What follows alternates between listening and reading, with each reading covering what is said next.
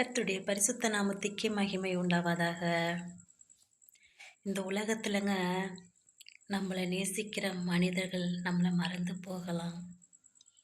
நம்மக்கிட்ட பணம் இருந்தால் தான் நம்மளை மதிப்பாங்க.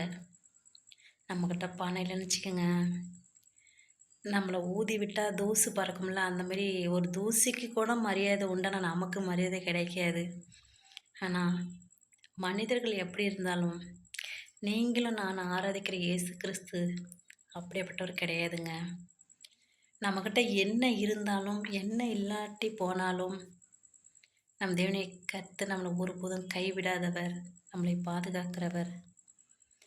மனிதர்கள் நம்மளை நேசிக்காமல் போகலாம், மனிதர்கள் நம்மளை கைவிடலாம்.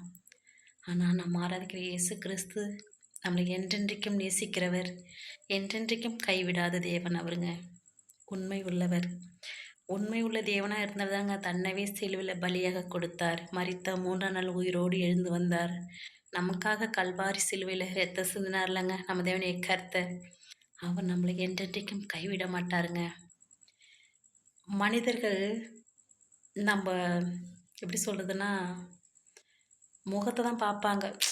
ஆனால் நம்ம தேவனை கர்த்தர் அப்படி கிடையாது. நம்ம இருதயத்தை பார்க்கிறவர். நம்ம இருதயத்தில் நம்ம என்ன நினைக்கிறோங்கிறது அவர் அறிந்திருக்கிறார். ஆமேன்.